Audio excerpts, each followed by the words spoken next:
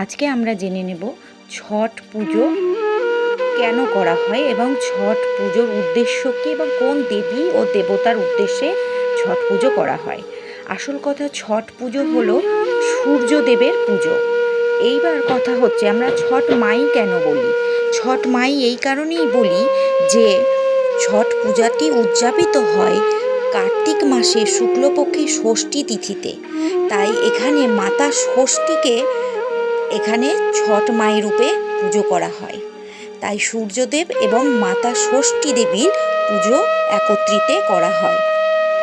এটি একটি 4 দিন ব্যাপী উৎসব, যেখানে কঠিন ব্রত এবং আচার অনুষ্ঠান পালন করা হয়।